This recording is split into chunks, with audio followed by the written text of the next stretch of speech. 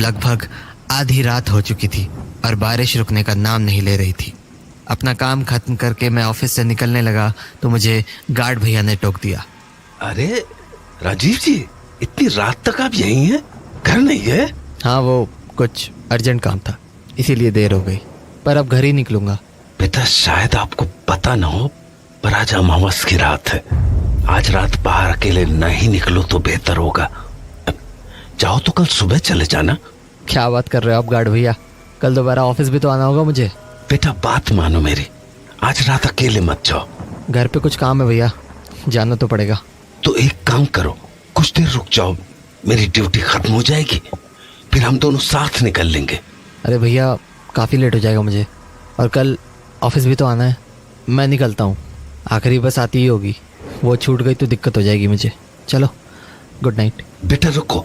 देखो, मैं जानता हूँ कि आप मुझसे ज्यादा पढ़े लिखे हो और आपको इन बातों पे ज्यादा भरोसा भी नहीं होगा, पर फिर भी ये अपने साथ रख लो। ये क्या है? माता का अंगार है, मेरी पत्नी ने मुझे दिया था। इसे अपने साथ रख लो, ये आपकी रक्षा करेगा। अरे भैया, क्या अभी? बेटा, बात मानो और इसे बस अपने पास रख लो। ठीक है, लाओ। मैंने वो पोटली अपने जेब में रख ली और वहां से निकल गया। बारिश बहुत ज़्यादा होने के कारण आसपास कोई भी नहीं दिख रहा था, तो मैं वहीं खड़ा खड़ा बस का इंतज़ार करने लगा। रह रहकर बादल बहुत ज़ोर से गरज रहे थे और मुझे आसपास मेरे अलावा कोई दिख भी नहीं रहा था। कुछ देर वहाँ खड़े रहने के बाद मुझे अंदाज़ा हो गया कि शायद आखिरी बस भी निकल चुकी है। तभी अपनी दाईं ओर पर मुझे एक आदमी दिखा। अंधेरा ज़्यादा होने के कारण उसका चेहरा तो ठीक से नहीं दिख रहा था, पर उसे देखकर ऐसा ही लगा कि वो इसी बस स्टॉप की तरफ आने वाला है। मैंने इस बार अपनी गर्दन बाईं तरफ मोड़ी, पर पूरी सड़क सुनसान थी। मैंने दोबारा उस आदमी की तरफ देखा, पर वहाँ पर अब कोई भी नहीं था। मुझे ये बात काफ़ी अजीब लगी, क्योंकि अभी थोड़ी देर पहले मैंने वहाँ पर किसी को देखा था। मैं इस बात को समझने की कोशिश कर ही रहा था कि मुझे उस तरफ से एक कैब आती हुई दिखी, तो मैंने कैब को रोकने के लिए इशारा किया, पर वो कैब मुझसे आगे निकल गई। तो मैं हताश होकर दोबारा उस तरफ देखने लगा, पर तभी मुझे अपने पीछे गाड़ी के ब्रेक की आवाज़ सुनाई पड़ी। पलट कर देखा तो वो कैब रुक चुकी थी। मुझे लगा चलो अच्छा है, कुछ तो मिला। मैंने एक बार फिर पीछे की ओर देखा कि कहीं वो आदमी वहीं तो नहीं है जो मुझे कुछ देर पहले दिखा था, पर वहाँ कोई नहीं था। तो मैं कैब में जाकर बैठ गया और ड्राइवर को अपना एड्रेस बता दिया। SBI कॉलोनी भैया। कैब चल दी। गाड़ी थोड़ी ही दूर आगे बढ़ी थी कि मैंने ड्राइवर को पूछा, अरे भैया, ये आते हुए कोई आदमी दिखा था क्या? उसने मेरी बात का कोई जवाब नहीं दिया। तो मैंने दोबारा पूछा, भैया? नहीं देखा। अच्छा, अजीब है, कुछ देर पहले मैंने किसी को देखा तो था, पता नहीं कहाँ गायब हो गया।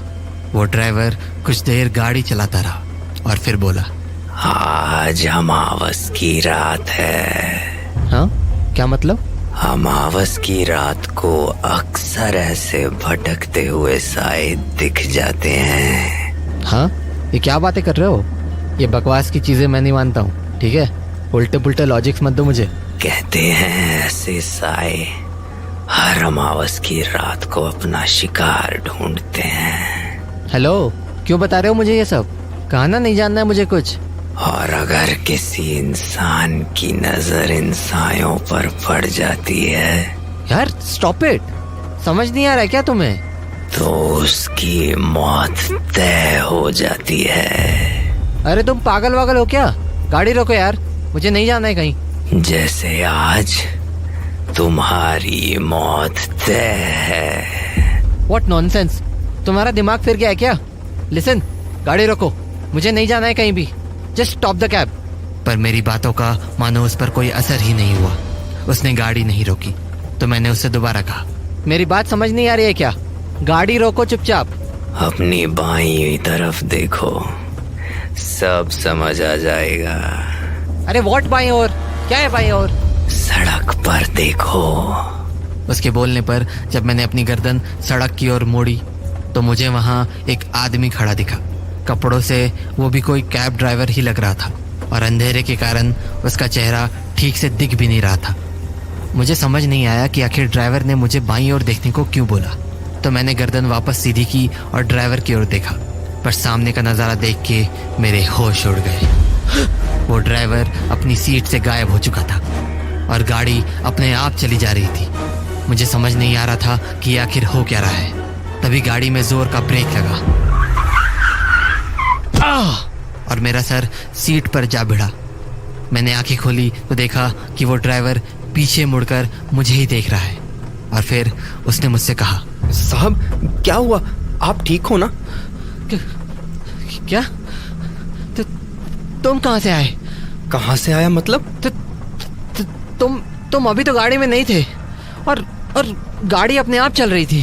क्या बोल रहे हो साहब, होश में तो हो? देखो, पागल मत बनाओ मुझे। अभी थोड़ी देर पहले तुमने ही कहा कि आज मेरी मौत तय है और फिर तुम गाड़ी से गायब हो गए। कैसी बातें कर रहे हो साहब, भला मैं आपसे ये सब क्यों कहूँगा? छोड़ो, रहने दो।